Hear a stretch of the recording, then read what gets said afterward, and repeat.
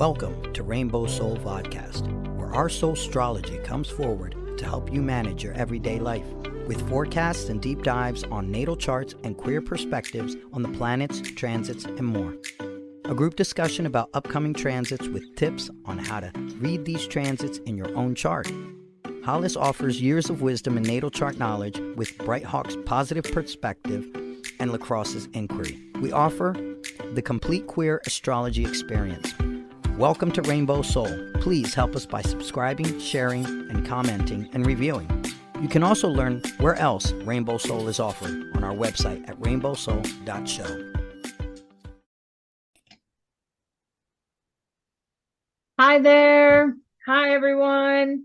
It's Hollis, and I am one of your astrologers here at Rainbow Soul Soulstrology Forecast.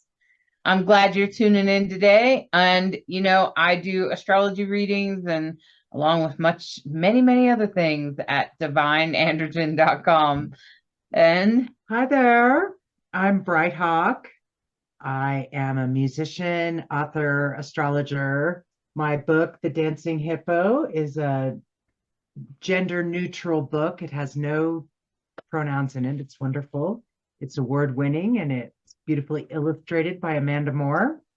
So you can find out more at brighthawkproductions.com. And I'm LeKross, and I'm the ghost of Christmas Past.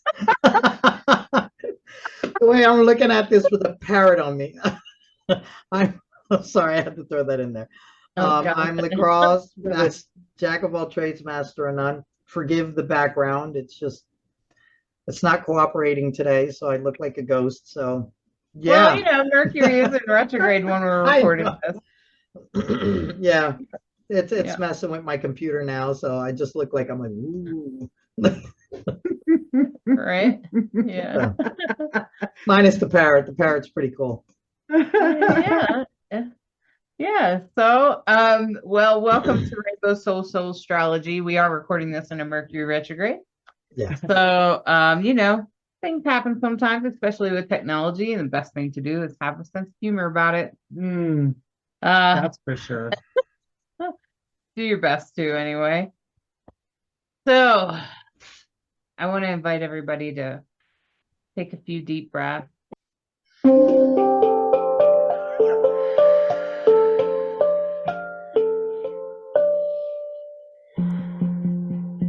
invite you to just take a deep breath. Let the day or the last week or whatever you might be holding on to, just let it roll off of your back.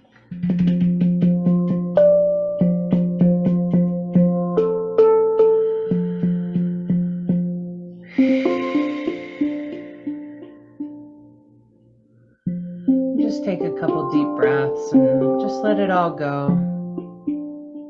Certainly not worth holding on to or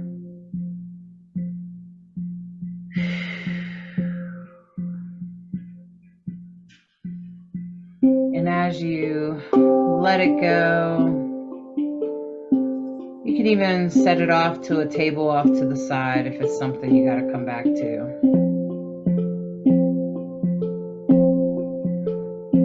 Now, as you take a deep breath, I want you to just imagine yourself floating above your space,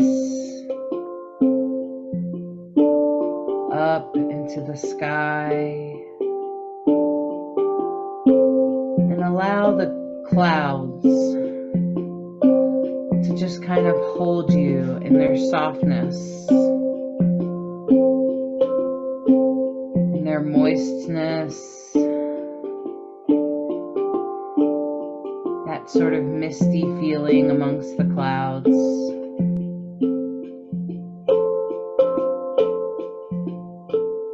Just allow yourself to relax within that, knowing that you're perfectly safe and okay.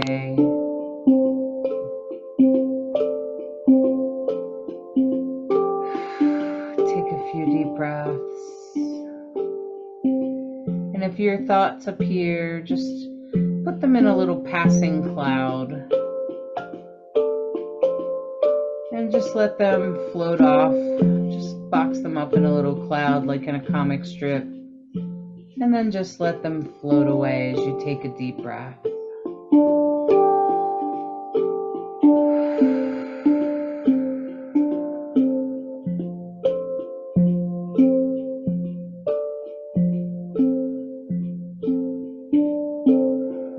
And just enjoy the peace.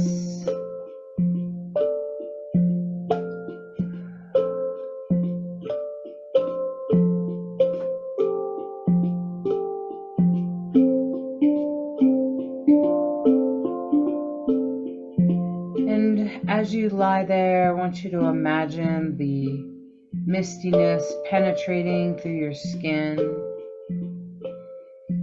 helping you to feel comfortable and fully within yourself. Like the clouds are magic, as if you are being held in a cradle of peace.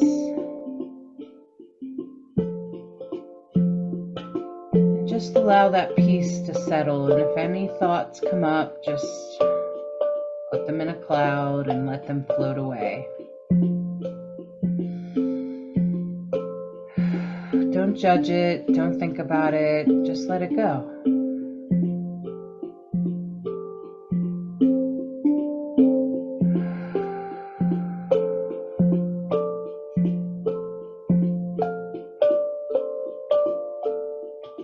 As the mistiness surrounds you in the cloud, allow yourself to feel like you're being sprinkled with magic holy water that just helps you feel peace.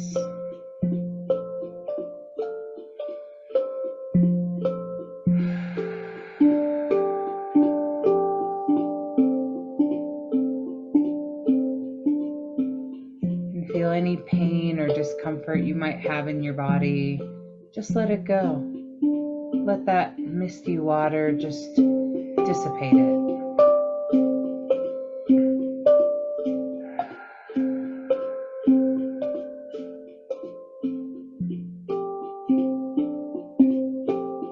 And if you have racing thoughts, just give yourself a great big hug in your mind.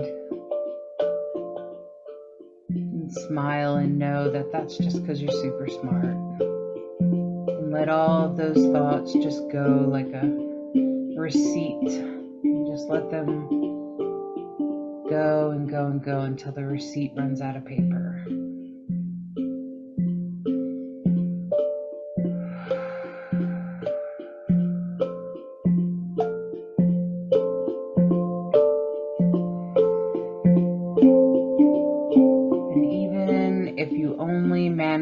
To create a few seconds of stillness, of peace within your mind.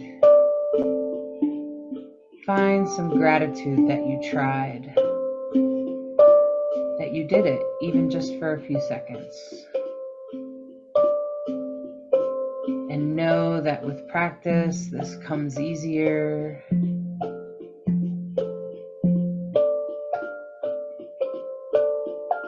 And most of us have some racing thoughts at times.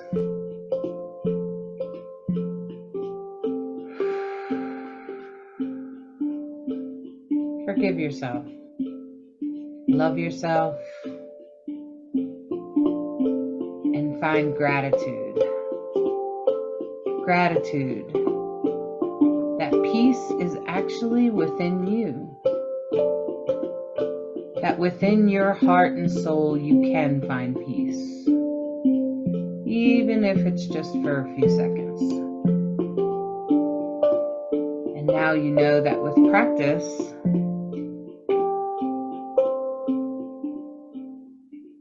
you could even harvest more of that. And take a deep breath.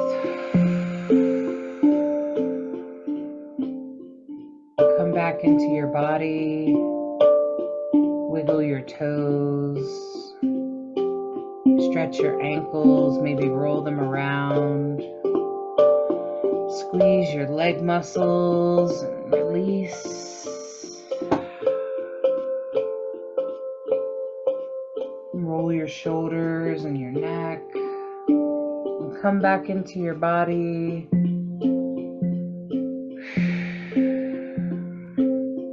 For a completely peaceful and beautiful moment here and now. Yay! Thank you, Bright Hawk. My pleasure. Thank you, LeKross, for always editing these things. And with Mercury retrograde, let's hope that you won't have to do too much editing. Yeah. But thank you for always doing that, and thank you for bringing forth all the beautiful things that you bring forth into this. So, and I just have lots of gratitude, so I'm just going to share it. Okay. Thank you.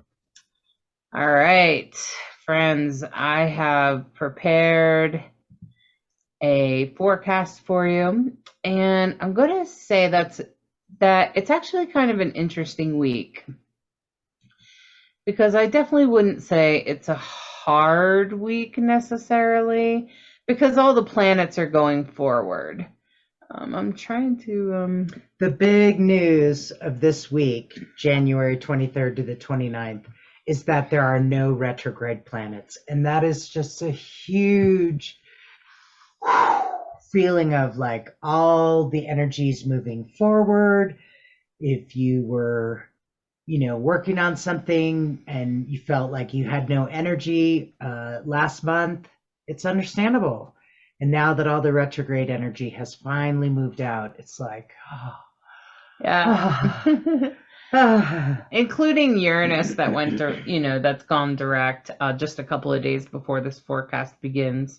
Right. So, or it might actually just be the day before, the 22nd. And so with all of this, you're still Uranus will still be in its shadow period. So whatever happened as a result of that could still be lingering on the 23rd. But at the same time, I was interested in this because I was like, well, isn't it interesting that a lot of the same planets are involved in the Grand Trine, the Kite, and the T-square that we see here? So I just wanted to talk about it for a minute, because this is a kite, okay? You can see I took out the other transits so that it's easier. So the lines in the middle of the chart here are actually the aspects, okay? And so I took out all the other aspects, so all you can see is the kite, okay? And this kite, first of all, if you see like the triangles in the middle, and they kind of make there's three major triangle lines, that's actually a grand trine, which you've heard us talk about a lot. A grand trine is three, it's actually not quite a grand trine, but it's almost a grand trine because it's actually it is, because it's not with Pluto, it's with the sun. This makes it look like it's in the 10th house at the top there. It looks like it's pointing at the little red symbol that is actually for Pluto, that's at 28 degrees. It's actually pointing at the sun. Okay, and the sun is in Aquarius, and that's an air sign. And then you can see that the line goes down to Mars in Gemini in the second house. Mars is a circle with an arrow. It looks like the male symbol. And then, of course, there's another blue triangular line that goes over to Ceres in Libra. And that is a grand trine. And a grand trine usually means that things are pretty easy, okay? Easy going. With the sun in Aquarius, that means wherever we're going, wherever we're shining our light, it's going to be fairly easy to talk about it. We might be able to broadcast. Maybe we figure some stuff out with all this Mars retrograde and Gemini, all this craziness going on. We've finally figured some things out, and we're ready to bring it forward.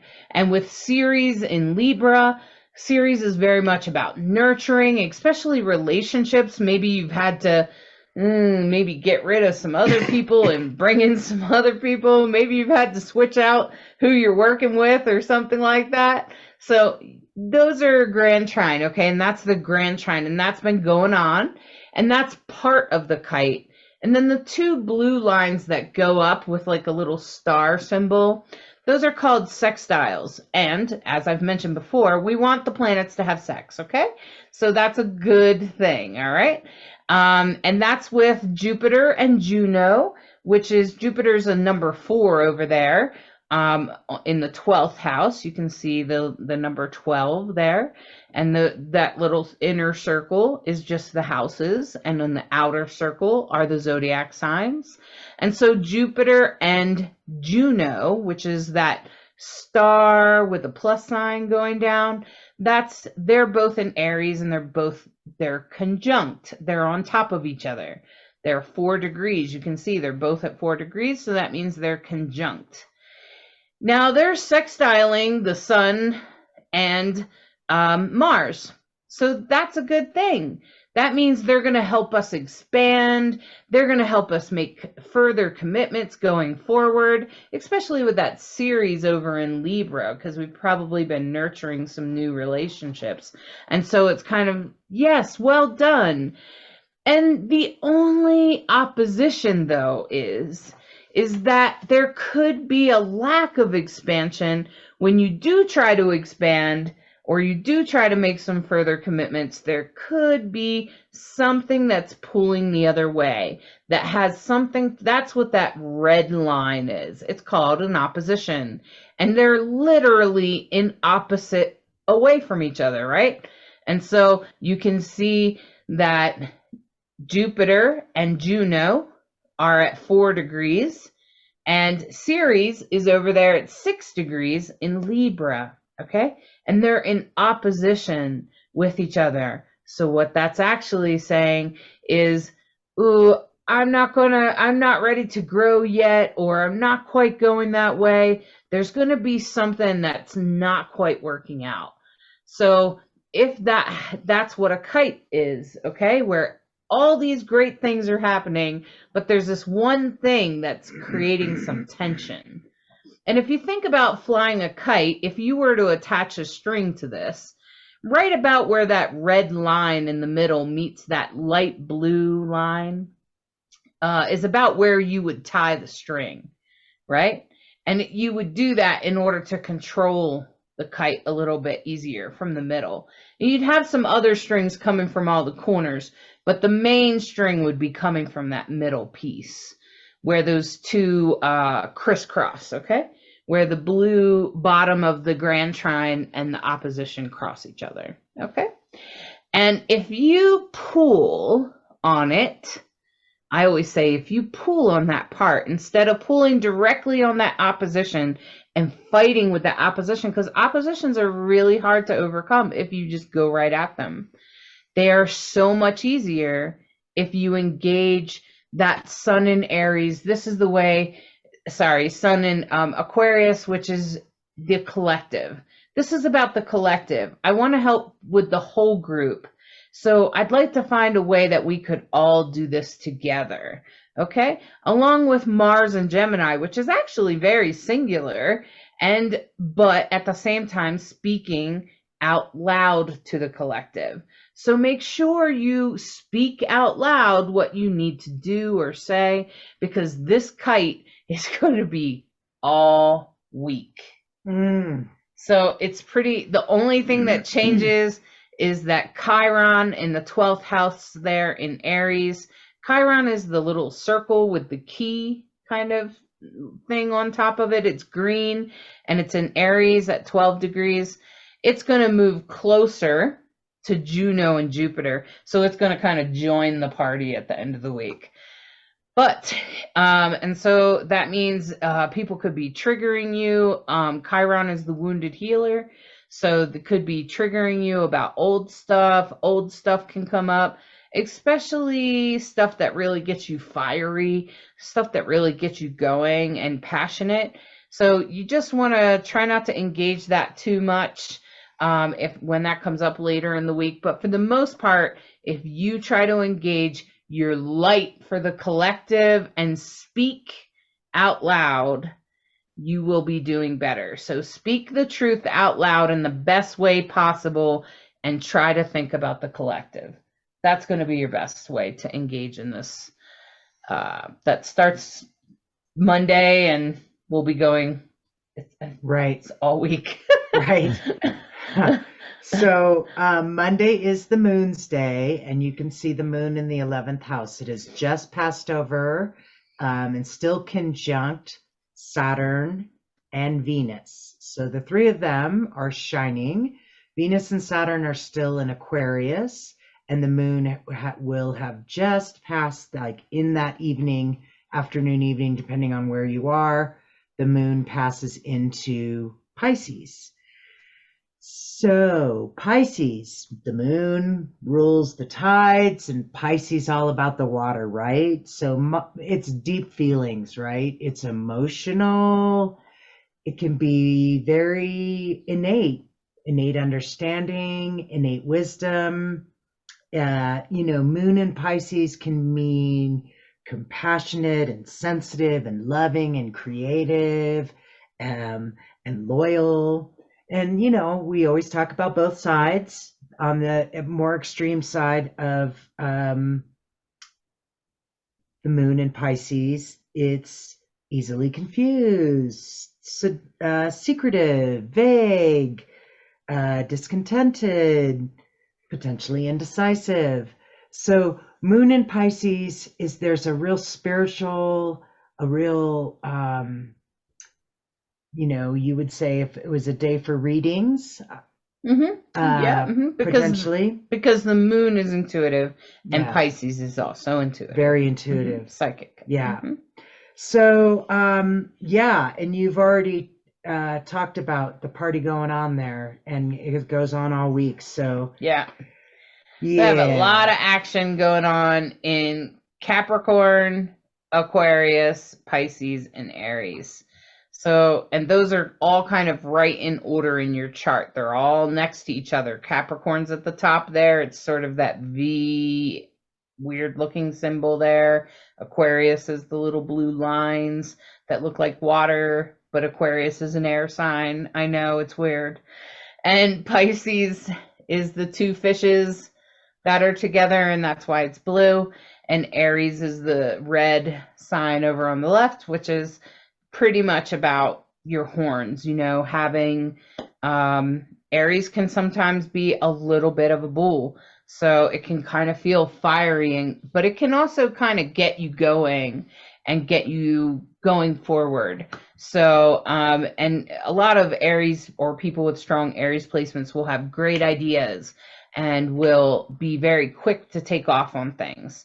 The biggest challenge for Aries is to remember that they can finish things.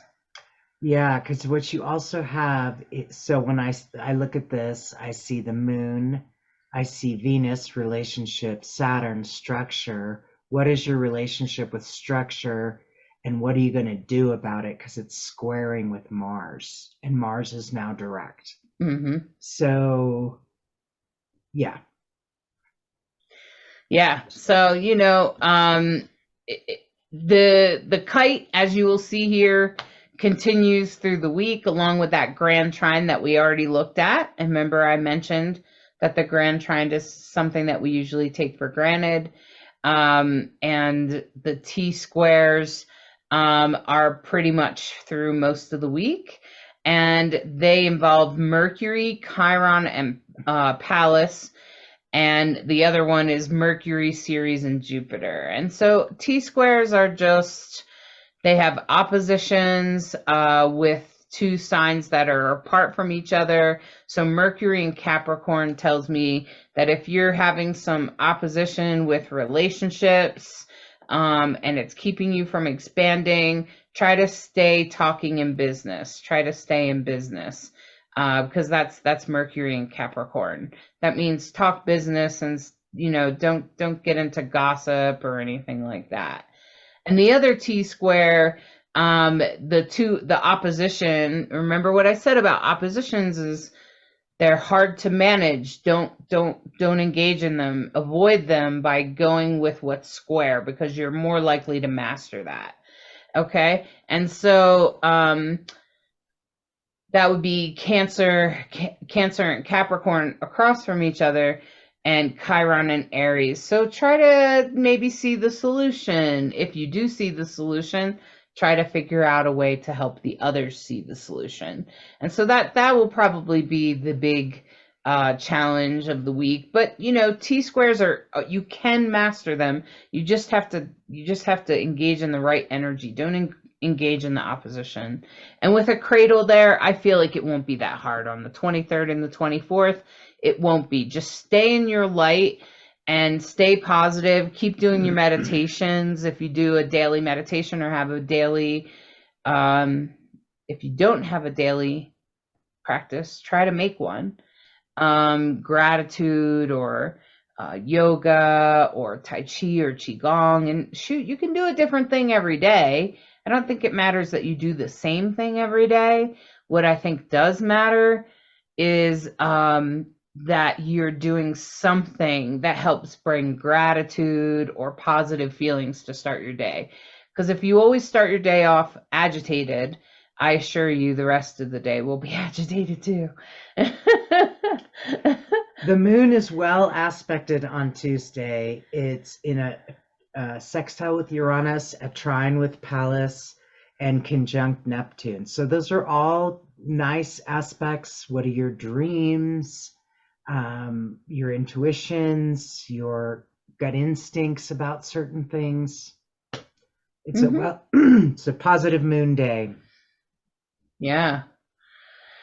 Now on the 25th, we'll continue with some of the energy we've already talked about with like the kite, okay, and the grand trine and the T-square. Those things will still kind of be lingering. There could be something that you're dealing with maybe at work or in some other part of your life, okay? It will depend on what house these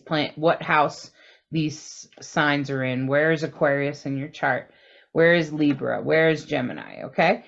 And what you really should pay attention to on the 25th will be Pisces and Aries. Because like we said earlier, there is a lot of action going on in Pisces. So for anyone out there with a strong Pisces placement, what does that mean? I mean, like if you're a Pisces sun, if you're a Pisces rising, you're a Pisces moon, or you have a lot of planets in Pisces.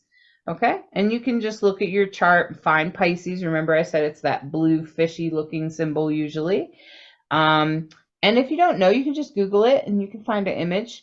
And Pisces with the Neptune, Vesta, and the moon in there. I will also say that it will probably be a great day to do readings. Great day to do readings on this day. And a great day to follow your intuition. Listen to your gut on this day. Because the Neptune and the moon are in Pisces. And Vesta is there too, which is about your spiritual direction, your spiritual passion. And with Jupiter, Juno, and Chiron all in Aries right next door, that's also expansion. And it could be a lot about like a little bit of commitments and, you know, with the wounded healer there, it makes me think about overcoming things from the past. You still have a lot going on in Aries. So pay attention to where is Aries in your chart? Where are these planets passing over and what is in Aries?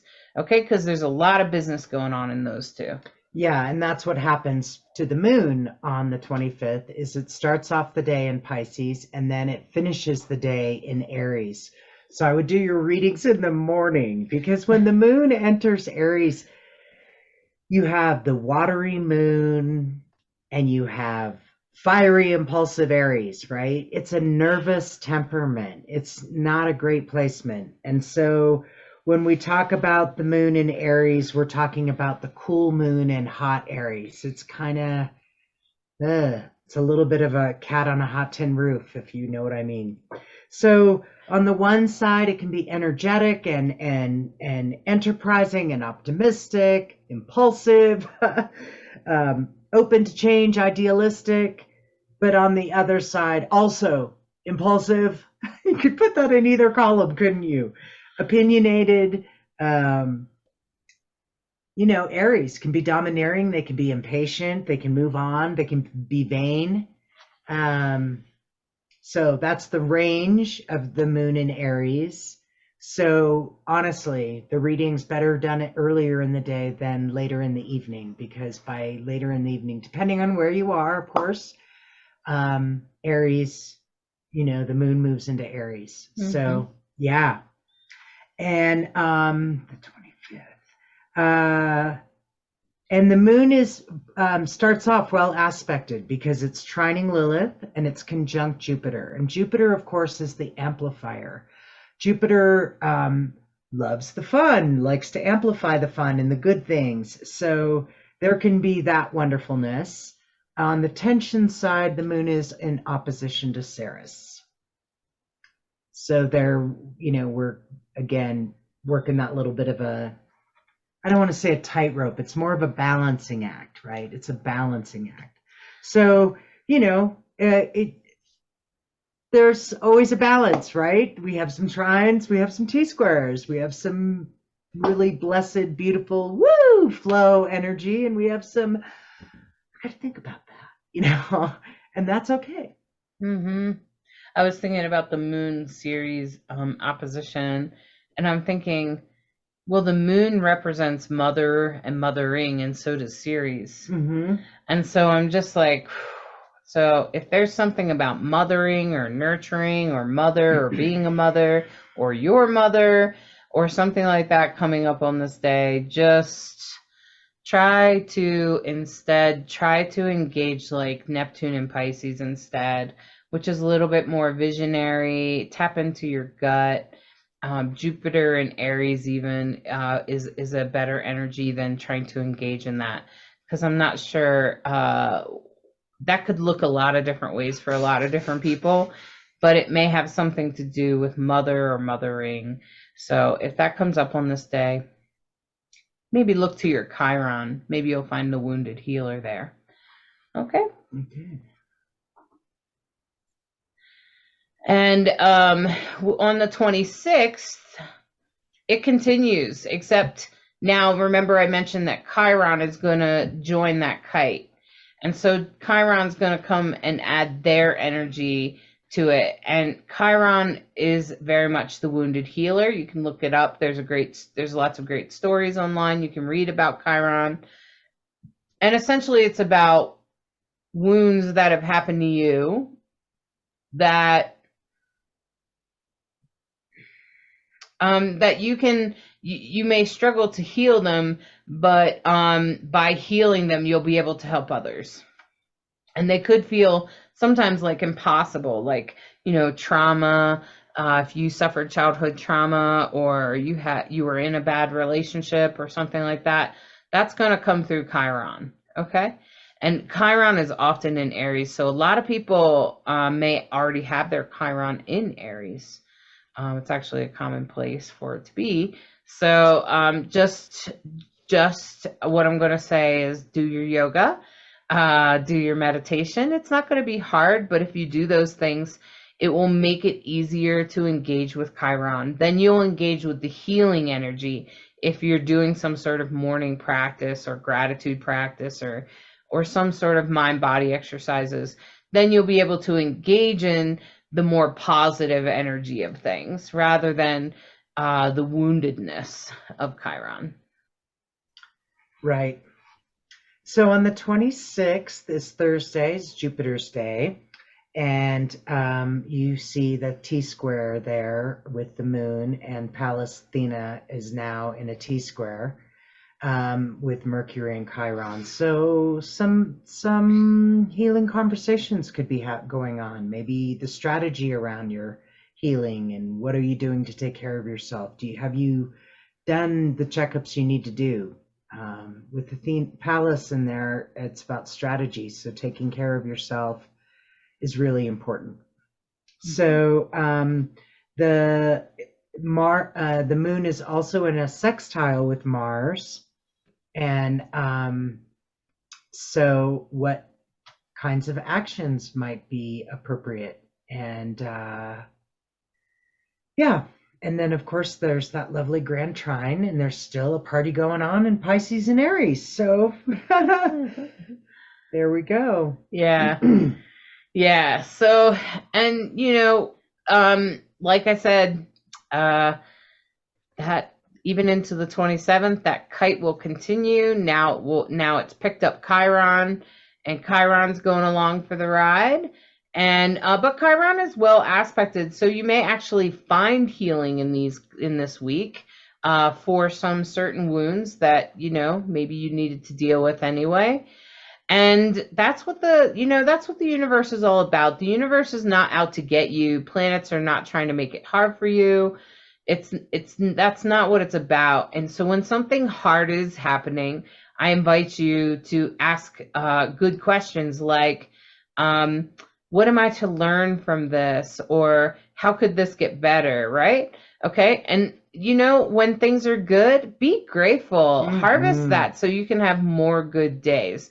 They say whenever you're grateful, it actually changes the chemicals in your brain. So if you suffer from like depression or anxiety, I'm going to suggest that you try to have gratitude. And to be honest, I often think of people that are less privileged than I. Maybe they don't have full access to their body. Maybe, my father was blind. And so as a child, I used to sometimes find myself grateful that I could see. And so I sometimes will bring myself back into that gratitude. And if you bring yourself back into that gratitude, you'll be able to raise the chemicals in your brain. And then hopefully you'll be able to switch whatever's chemistry is going on in there.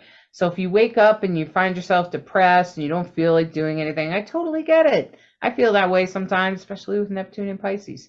But I'm just saying, it feels that way sometimes. And so you just want to, okay, let me try to find 3 things I'm grateful for. Okay. And most of us can at least be grateful for walking or being able to talk or hear or see. Okay. And with the multiple planets square on this day, I'm going to say it's the nodes. So it's a lot about your destiny. It's actually the true node or the north node are pretty much at the same degree in Taurus. And they usually are, they're kind of the same thing. But Uranus also in Taurus. And so things are kind of squaring the sun in Aquarius, which just means that there might be something you need to adjust about where you're shining your light, which way you're going, especially when it has to do with the collective.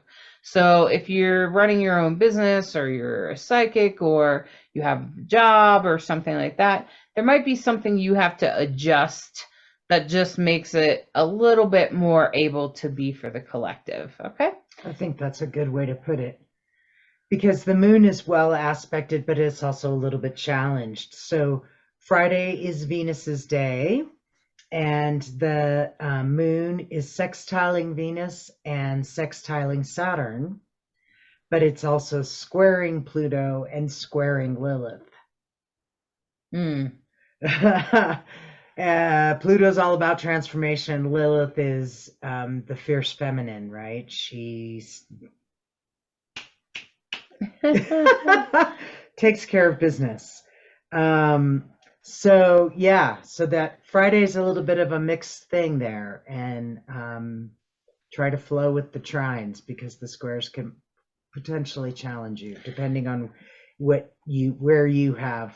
It's going to depend on how your Venus is placed. Yeah. It's going to depend on where yours is and how yours is aspected. So for instance, mine is retrograde. So when I was born into a pretty traumatic experience, and I grew up believing that I was not worthy. Okay.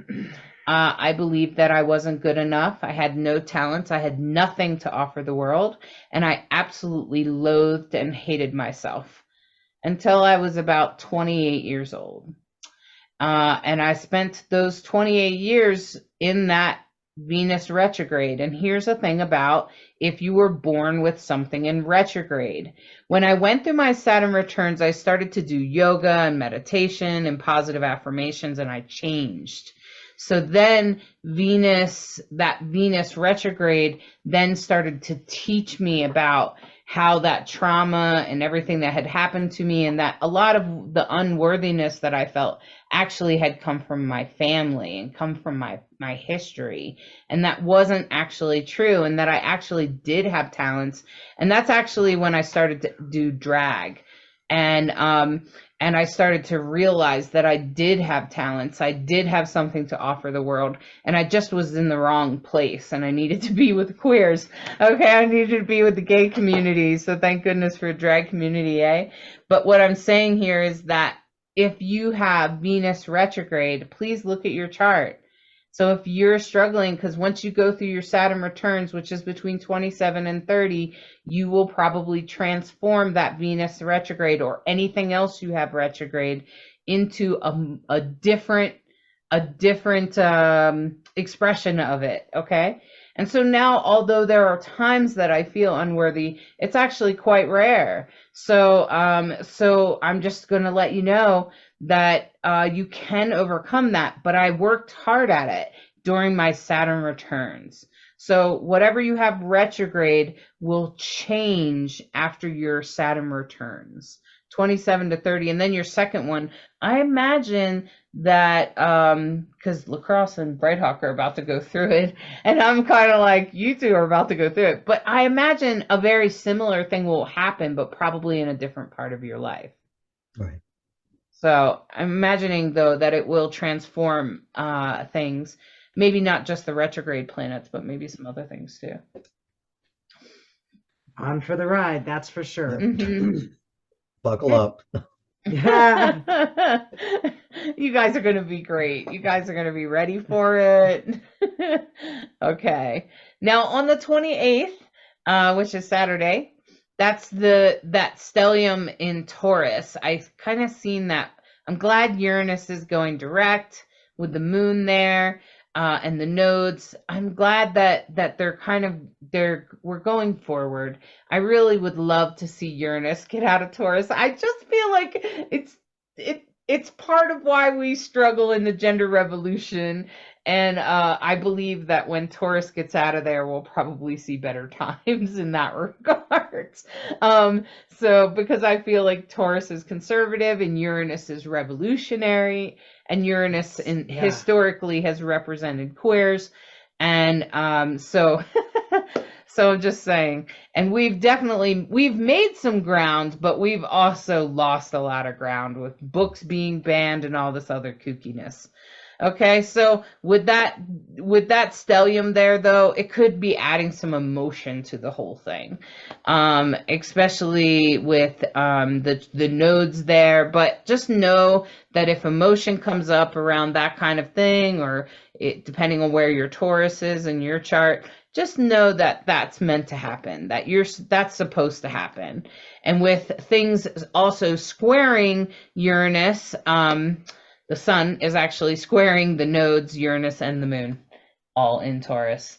Wow. So it's not only are they all kind of hanging out together, but the sun is also squaring it. So there could be issues with people trying to shine their light in a particular way, and then some sort of rule or conservative kooky looky is keeping you from growing and pushing us into the next revolution.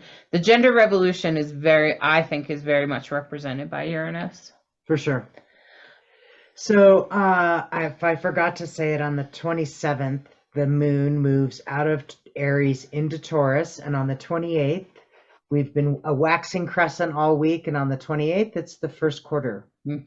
So we know when it's a waxing moon. If I didn't say this already, we kind of start off the week. It's like the second day of a new moon. It's a waxing moon. So this is when we're working towards achieving our goals and looking at, a target. With the new moon, we set our initiative, our goal, our objective, and we're working towards it. We're halfway there at the first quarter, right? So the moon is trining Mercury. So communication, Mercury starting to be out of its retrograde shadow. And so this is a beautiful blessing, because of course the moon likes to be in Taurus. The moon is exalted in Taurus. It loves it because you have, the emotional moon and grounded Taurus and creative Taurus and trusty Taurus and determined bull and, warm and affectionate and artistic. And, on the challenge side of moon in Taurus is the obstinance, right? The stubbornness, the possessiveness, the inability to change, overly cautious. There's always that range. But the moon is exalted in Taurus. So the 28th, you have a beautiful moon in Taurus, well aspected, but like you said, the moon and the sun are square. So that square energy, what are you doing? There's definitely some stuff going on there. And the Consider moon is the collective with the sun in Aquarius. Yeah, and there's a little bit of fate and destiny, because the moon is conjunct the North Node. And the North Node is that, your destiny, your fate, your karma, or dharma, sorry, not your karma. So the moon is well aspected for the most part, but there's a little bit of tension. And I was just thinking that the sun is squaring, all those planets in Taurus. And I'm like, well, Uranus is the ruler of Aquarius. That's one of the reasons most Aquarians are allies or are queer themselves. In most of my experience, like, I'm just like, you're an Aquarius, so you're probably at least an ally. And oftentimes they are. Why? Because Aquarius, first of all, is ruled by Uranus, so it's revolutionary at its core. So it tends to already think forward. And some of the best allies I can think of, like right now, Nadia Shaw comes up, and I'm pretty sure she has a strong Aquarius placement. So she is a huge ally for queers in the astrology world. Okay, and so there are certain people that tend to have that Aquarius placement that, even if they don't have Uranus placed in a particular way that makes them queer or whatever, sometimes I notice some LGBTQ people that I've talked to, including all kinds of queers, have had like a stellium in Aquarius, and I'm like, oh, I believe that. Okay. Right. And their Uranus is somewhere else. And oftentimes that kind of tells the story of how they've had to come out and how they've had to deal with being queer, or if they've even had to. Okay. Some people just are kind of out and they don't never really come out. They just are. And, and you could tell those people too. And they usually have trines, and they just have this ease about them. And the interesting thing here is that Sun is in Aquarius and Uranus is in Aquarius. And Uranus is in Taurus, and Uranus is the ruler of Aquarius. So that square there could be, it's definitely going to be about, but we've always done it this way. So when you start hearing that, you've engaged the shadow of Taurus. And so, especially with the sun in Aquarius, is going to be, we must go this way. And that square, that could make it hard, but you can probably find an ease on it if you work at it. And this day, I was like, oh, wow, this is our most destined day of the week. Yeah, with those yods, for sure.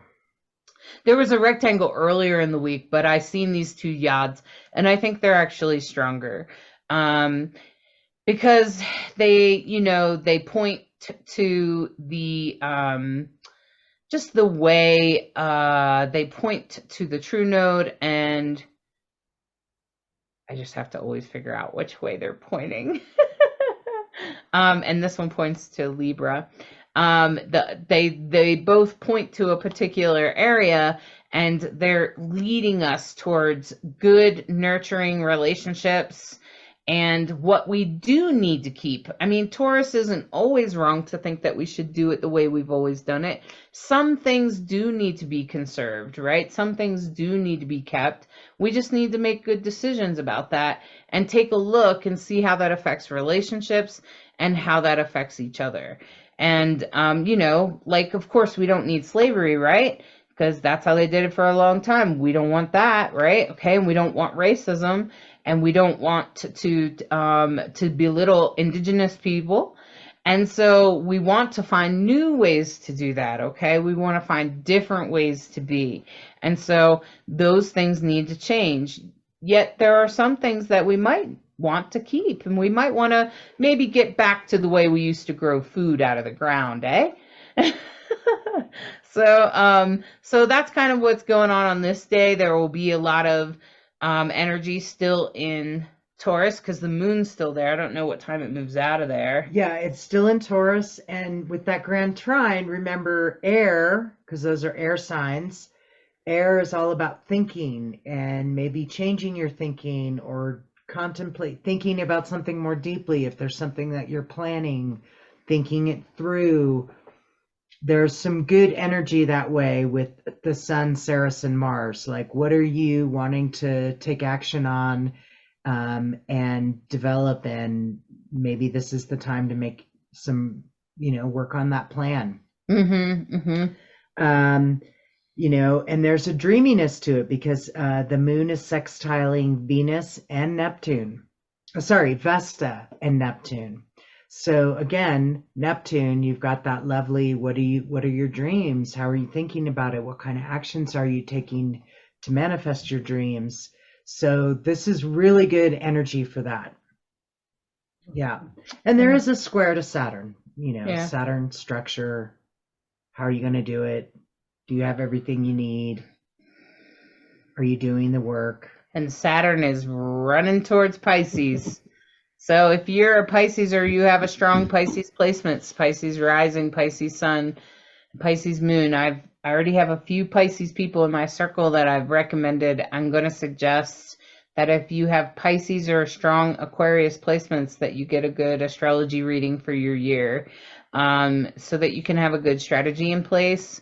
Because I'm just going to say that Saturn's going to move into Pisces later on in the year, and then Pluto's going to move into Aquarius. And both of those could be a lot to take if you have a lot of planets in or a strong placement there. Could really change it, could really affect your life big time. And so you might, not in a bad way, it could be great things, could bring in wonderful blessings. Saturn loves to bless those who are ready for it. So be ready for it. Be ready for it. And so I'm just saying, get yourself a reading, help get an astrologer. I'm happy to do it, but there's also lots of other astrologers that are happy to do a reading for you and help you plan out your year and prepare for these kinds of things. So LeKross, did you have something that you wanted to add? Yeah, there's a lot of otter energy, like a lot of otter that I've been noticing. The otter is they represent like your inner child. They're very spiritual. And what I found interesting is a lot of it is they're so playful that sometimes they don't know when to stop. And I think that's a little bit, and that's a good thing, like when you go with the innocence and purity of a child. But when you don't know when to stop, it could be a problem. And I think that's what I saw over here. A lot of otter, like they want to play and they want to stick their whiskers everywhere and they want to be nosy and into everything, but they don't realize sometimes you got to bring it back a little bit, because if not, as a child, you could get hurt. And I see a lot of Chiron in there, which the wounded healer. And I'm wondering if that has a lot to do with, like the otter has to do with inner child and our job, like how we think of our children, we need to protect it.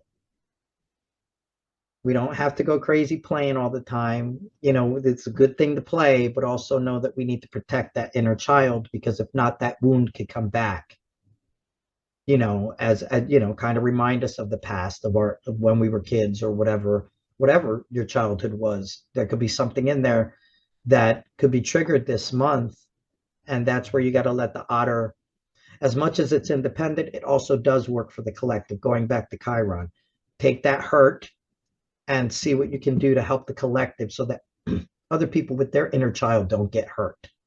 Kind of like that. So I see like I said, there's just a lot. There's so much of the otter that it's like, I'm like looking, I'm like, oh, that's otter. Ooh, that's otter.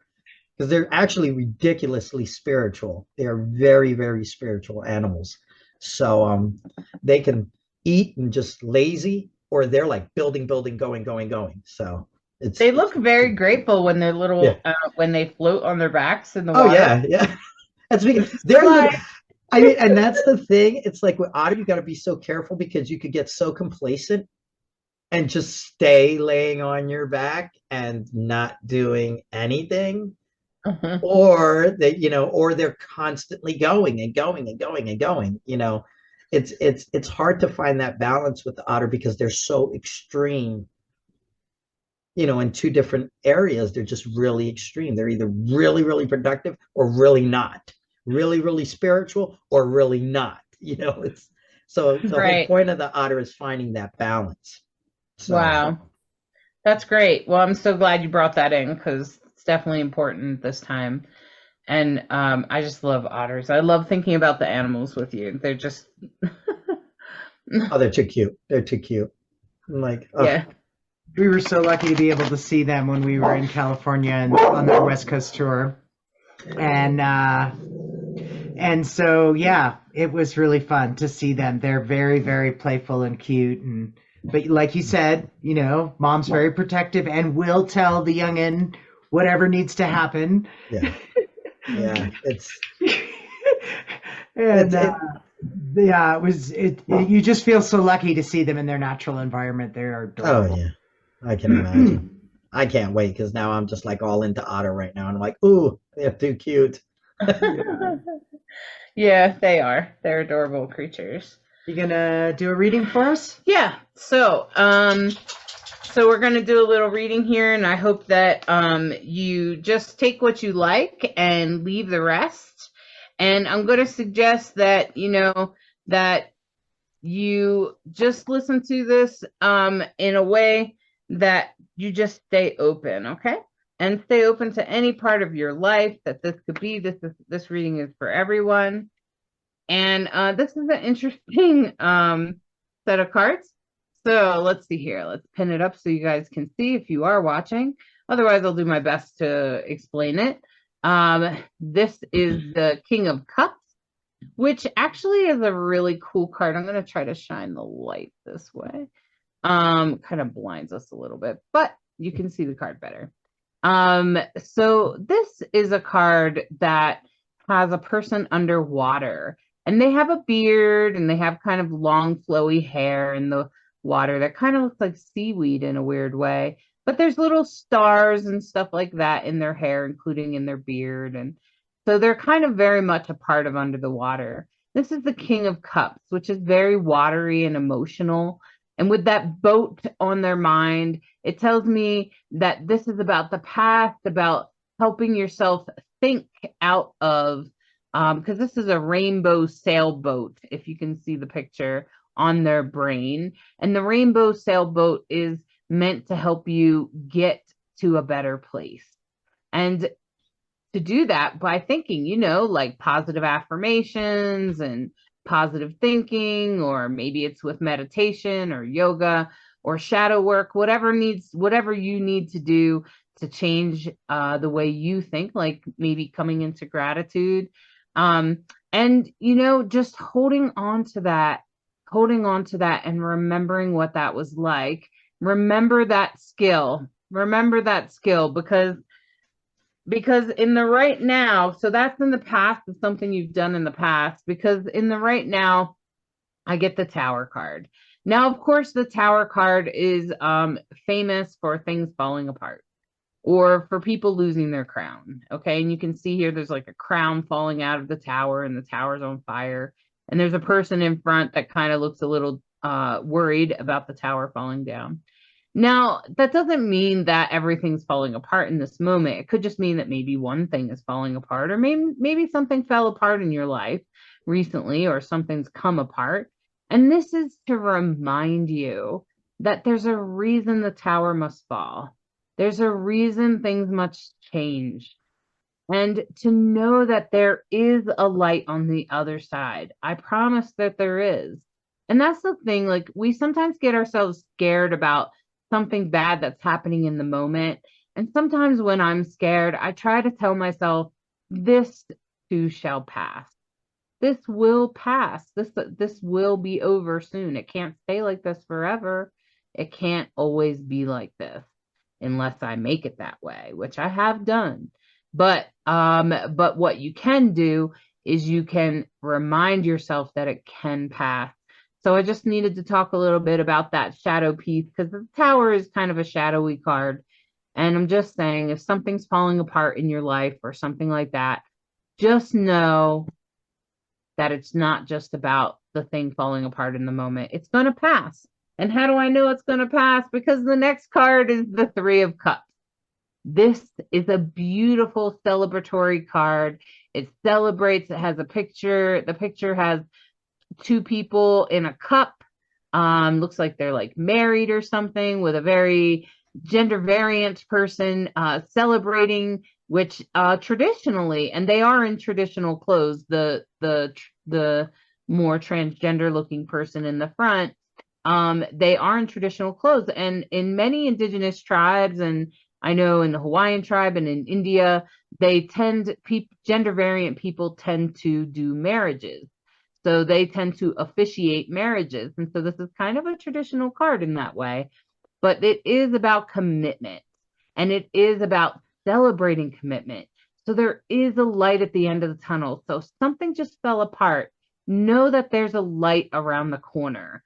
Know that the rainbows surrounding these two in a cup, and with all the feathers, that's the blessings from the divine, blessings from the other side, that things will work out, that emotions will come full round, and you will find the commitments or the celebration that you're looking for. It will come around. And so, everything can't stay bad forever. And as much as we sometimes get anxious or nervous about what could possibly go wrong, and a lot of us come up with the worst case scenario. I know I'm really good at that. It's actually the best way to get through that is to then, if you imagine the worst thing that just could happen, just go, okay, now it's time to imagine the best thing that could happen. Okay. And try that out and see if that works for you. Now, remember, in the past, you've had to overcome what you were thinking. And this is, again, the King of Cups, which is very much about pay attention to your thoughts, because they do bring your emotions. I promise they do. They are very interconnected. And if you think something, you're probably going to feel something right after.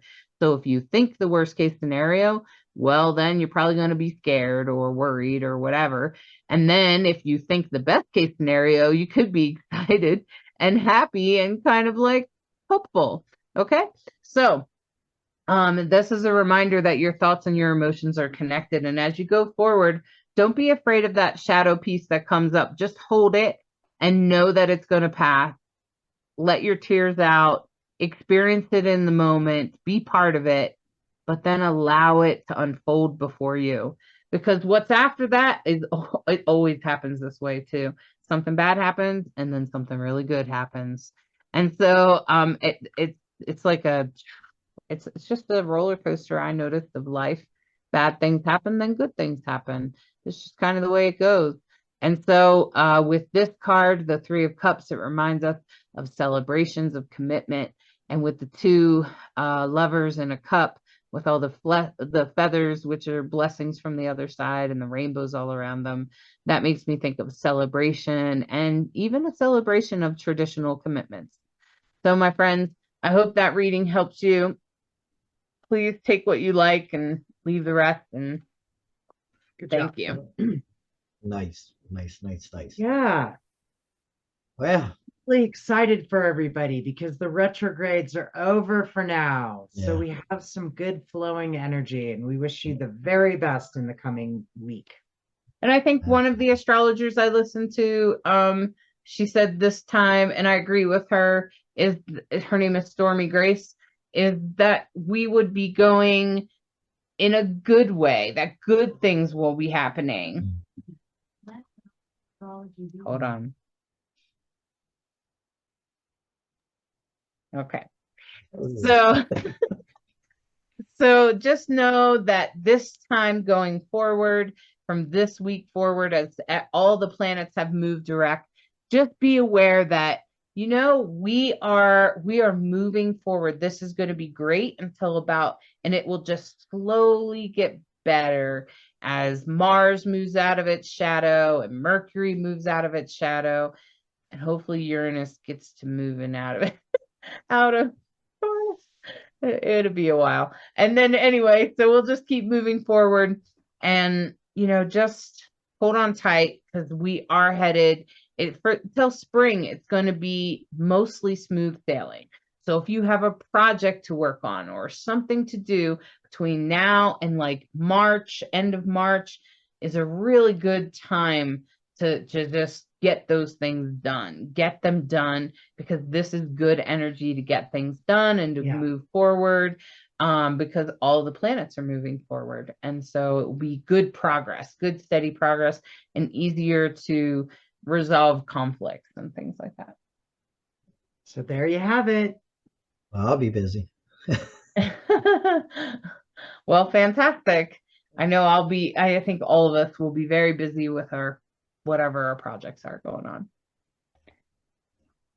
All right. Well, thanks everybody. Thank you to the viewers, and please subscribe and everything else. And thank you, LeKross, for editing and bringing all of your animal stuff in. And thank you, Bright Hawk, for always watching out at the moon for us. Thank you, Hollis. Great job on reading.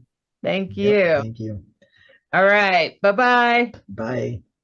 Thank you for listening to this week's Soulstrology and subscribing, liking, sharing, and reviewing. We hope you enjoyed this dose of Soulstrology and encourage you to embrace the week ahead with an open mind and heart, so that you may integrate the deepest of lessons from the stars. Take a moment to step outside and honor the planets, stars, and moon in the sky with your heart. Integrate the messages that resonate and leave the rest for someone else. We deeply appreciate each and every one of you. Always remember that you are a perfectly unique human with an exclusive star map of your destiny, your soul purpose, and your heart's desire. Thank you again for tuning in to Rainbow Soul.